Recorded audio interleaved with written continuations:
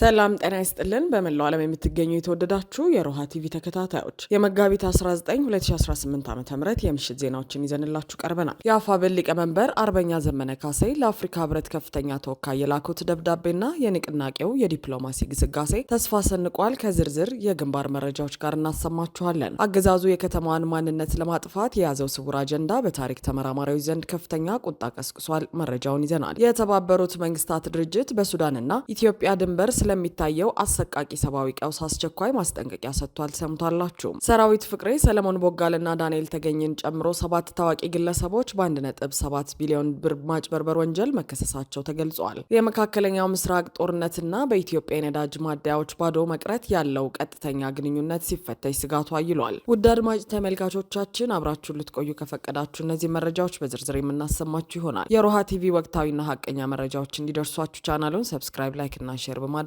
አሁኑኑ ቤተሰብ ይሁኑ።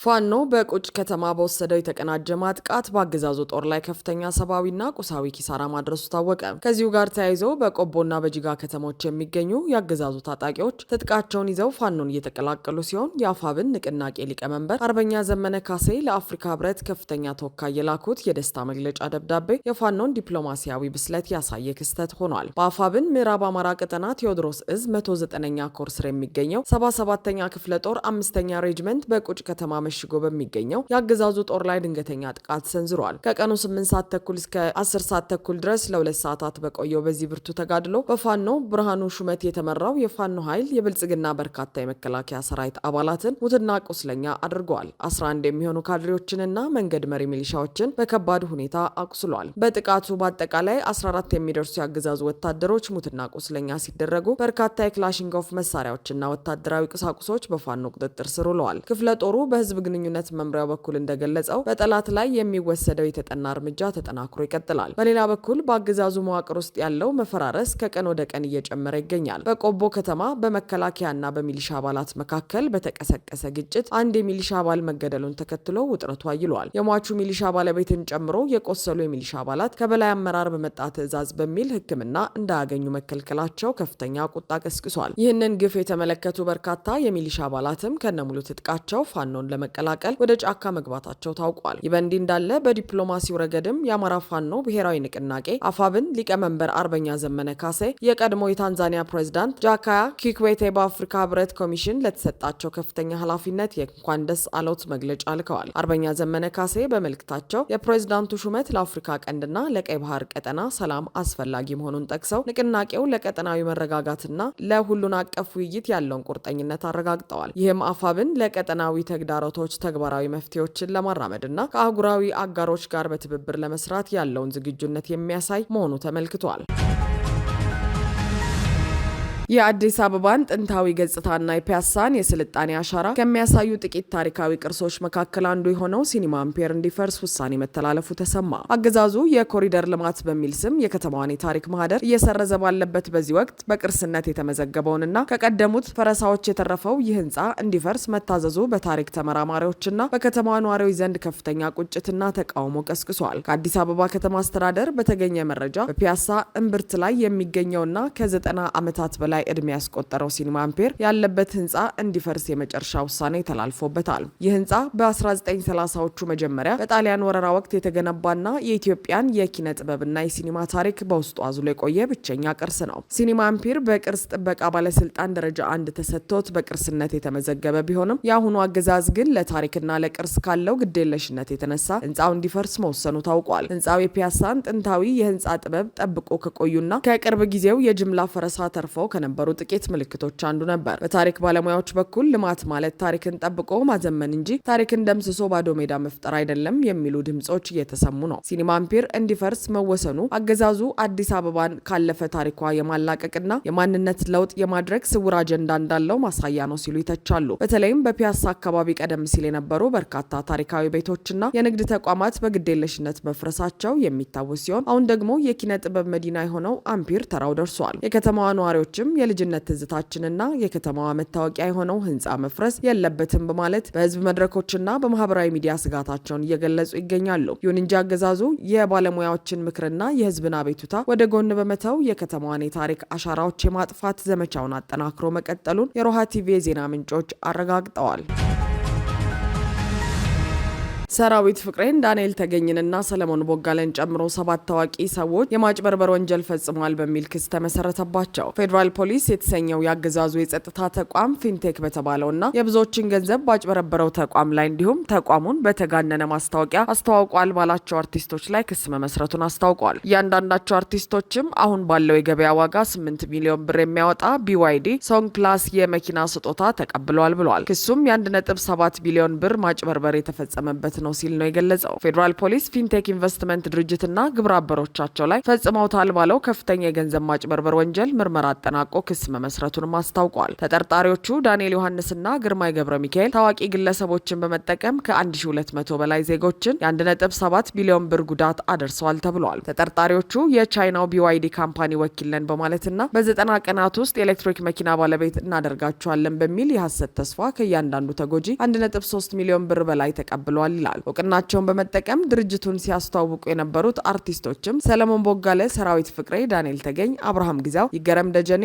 መንሱር ጀማል እና ካሊድ ናስር በቁጥጥር ስር ውለው ፍርድ ቤት ቀርበዋል። ግለሰቦቹ ለእያንዳንዳቸው 8 ሚሊዮን ብር የሚያወጡ ዘመናዊ መኪኖችን በስጦታ በመቀበል ወንጀሉን አሳልጠዋል ተብለው ተጠርጥረዋል። አንደኛው ተጠርጣሪ ዳንኤል ዮሐንስ በማረሚያ ቤት ሆኖ ጉዳዩን እየተከታተለ ሲሆን፣ ግርማይ ገብረ ሚካኤል የተባለው ግለሰብ ግን በክትትል ላይ ይገኛል። ግርማይ በ2010 ዓለም ዋንጫ ወቅትም አስካሎ በተባለ ድርጅት ተመሳሳይ ወንጀል ፈጽሞ እንደነበር ፖሊስ አስታውቋል። ፖሊስ ጉዳዩን በ19 የተለያዩ የወንጀል አይነቶችና በገንዘብ ማጠብ ወንጀል መዝግቦ ለአቃቤ ሕግ መላኩን ገልጿል። በብልጽግናው አገዛዝ ዘመን ሌብነትና ዝርፊያ እንደ ተራ ነገር የሚታይ ሲሆን ከዚህ ቀደምም ለብልጽግና ቅርበት ያላቸው ሰዎች በሕግ ተከልለው ተመሳሳይ ዝርፊያዎችን ሲፈጽሙ ታይቷል። ከገቢዎች መስሪያ ቤት እስከ ማዳበሪያና ነዳጅ ነክ ጉዳዮች ያገኘውን ሁሉ የማይዘርፍ የብልጽግና ሰው የለም።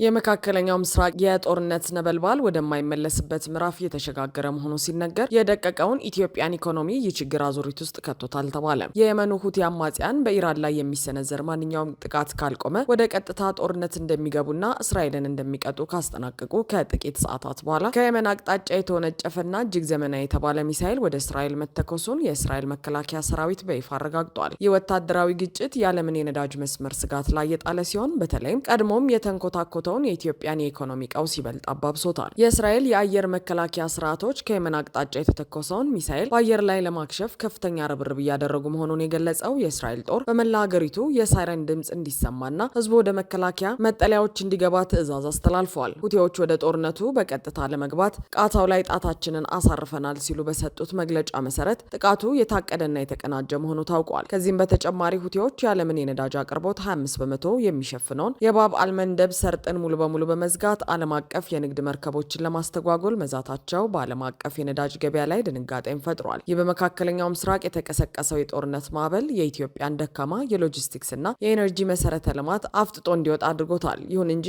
አሁን ላይ በኢትዮጵያ የሚታየው የነዳጅ እጥረት ቀውስ መንስኤው የሩቅ ሀገር ጦርነት ብቻ ሳይሆን በሀገር ውስጥ ያለው የሙስናና የአመራር ቀውስ ውጤት መሆኑን መረጃዎች ያመለክታሉ። አገዛዙ የራሱን ቤት ሳያጸዳና ከጥቁር ገበያው ትርፍ የሚያፍሱ በሙስና የጠገቡ ከፍተኛ ውሳኔ ሰጪዎችን ሳይቆጣጠር የቀረበው የነዳጅ እጥረት ምክንያት ህዝቡን ለከፋ እንግልት ዳርጎታል። በአሁኑ ወቅት ከጎንደር እስከ ጅማ፣ ከአምቦ እስከ ሐዋሳ፣ ከቢሾፍቱ እስከ መቀሌ ባሉ ከተሞች የነዳጅ የለም ሮሮዎች በከፍተኛ ሁኔታ እየተሰሙ ይገኛሉ። የነዳጅ ማደያዎች ለቀናት ባዷቸውን እየዋሉ ሲሆን በትራንስፖርት እጥረት ሳቢያ የሸቀጦች ዋጋ በከፍተኛ ሁኔታ ኑሯል። አንድ ስማቸው እንዳይጠቀስ የፈለጉ የኢኮኖሚ ታዛቢ እንደገለጹት ኢትዮጵያ ልትቆጣጠረው በማትችለው የሩቅ ሀገር ጦርነትና እስካሁን ልታሸንፈው ባልቻለችው የሀገር ውስጥ የሙስና መረብ መገናኛ ላይ ቆማለች።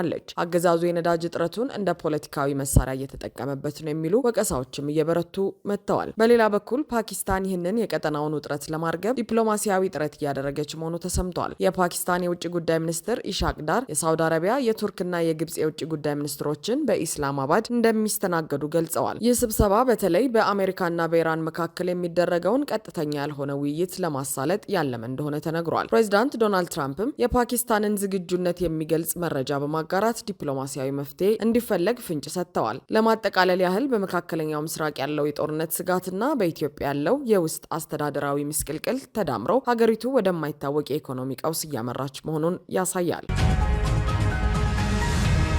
በኢትዮጵያና በሱዳን ድንበር አካባቢ ያለው ወታደራዊ ፍጥጫ ወደ ከፋ ግጭት በማምራቱ የቀጠናው ሰላም በከፍተኛ አደጋ ላይ መውደቁን የተባበሩት መንግስታት ድርጅት አስጠነቀቀ። በተለይ ስልታዊ ጠቀሜታ ያለው የኩርሙክ ከተማ በፈጥኖ ደራሽ ኃይሎች እጅ መውደቋን ተከትሎ የሱዳን ባለስልጣናት ኢትዮጵያን በግልጽ ለወራሪዎች ድጋፍ እየሰጠች ነው በሚል መክሰሳቸው በሁለቱ ሀገራት መካከል ያለውን ዲፕሎማሲያዊ ግንኙነት ወደ ታይቶ የማይታወቅ ውጥረት ውስጥ ከቶታል። የተባበሩት መንግስታት የሰብአዊ ጉዳዮች ማስተባበሪያ ጽህፈት ቤት ኦቺ ባወጣው መግለጫ በሱዳን በኢትዮጵያና በቻድ ድንበሮች አቅራቢያ በቅርቡ የተቀሰቀሱት ግጭቶች የሰላማዊ ሰዎችን ህይወት እየቀጠፉና በሺዎች የሚቆጠሩትን ለዳግም ስደትና መፈናቀል እየዳረጉ መሆኑን ይፋ አድርገዋል። ጽህፈት ቤቱ አክሎም እየተጠናከረ በመጣው የድሮን ጥቃት ምክንያት በድንበር አካባቢ ያለው ሁኔታ ይበልጥ ተባብሷል ብለዋል። የሰብአዊ ረድኤት አጋሮች በዚህ ሳምንት መጀመሪያ ላይ በደቡባዊ ሱዳን በተሰነዘሩ ጥቃቶች ሳቢያ በርካታ ሰላማዊ ሰዎች ላይ አካላዊና ሞራላዊ ጉዳት መድረሱን ሪፖርት አድርገዋል። በብሉ ናይል ግዛት ከኢትዮጵያ ድንበር አቅራቢያ የተቀሰቀሰው ግጭት ከግዛቱ ዋና ከተማ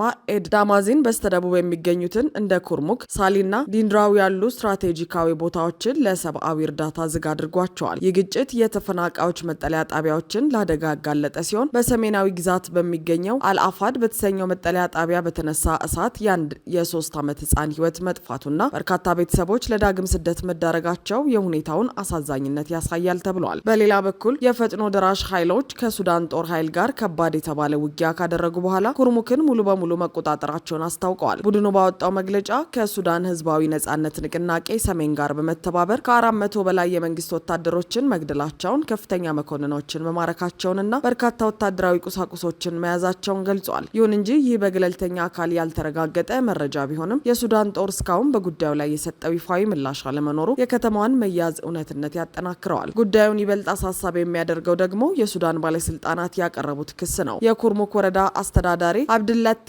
አልፋኪ በከተማዋ ላይ ጥቃት የሰነዘሩት ኃይሎች የተነሱት ከኢትዮጵያ ግዛት ውስጥ ነው፣ ድጋፍም እየተደረገላቸው ነው ሲሉ በይፋ ከሰዋል። አስተዳዳሪው ድርጊቱን እንደ ወረራ የቆጠሩት ሲሆን ኢትዮጵያ ለፈጥኖ ደራሽ ኃይሎች ወታደራዊ እንቅስቃሴ ምቹ ሁኔታ እየፈጠረች ነው የሚል ወቀሳ ሰንዝረዋል። የብልጽግናው አገዛዝ እስካሁን ለቀረበበት ክስ ምላሽ ባይሰጥም የድንበር ውጥረቱ ግን በሁለቱ ሀገራት መካከል ያለውን ታሪካዊና ስትራቴጂካዊ ግንኙነት እየሸረሸረው ይገኛል። የኩርሙክ ከተማ የብሉ ናይልና የሲናር ግዛቶችን የሚያገናኝ ስልታዊ መተላለፊያ ከመሆኗን በላይ እንደ አልሮዜሪስ ግድብ ያሉ ቁልፍ መሰረተ ልማቶችን ለማግኘት ወሳኝ ቦታ ናት። የከተማዋ በታጣቂዎች ቁጥጥር ስር መዋል ቀጠናዊ ለውጦችንና ድንበር ተሻጋሪ እንቅስቃሴዎችን ሊያዛባ እንደሚችል ተንታኞች ያስጠነቅቃሉ። በተባበሩት መንግስታት ድርጅት በኩል የቀረበው ጥሪ ግን ሁሉም ወገኖች ውጥረቱን እንዲያረግቡና ሰላማዊ ሰዎችን ደህንነት እንዲጠብቁ የሚል ቢሆንም በምድር ላይ ያለው እውነታ ግን ጦርነቱ ወደ ድንበር ተሻጋሪ ቀውስ እያደረገ መሆኑን ያመለክታል።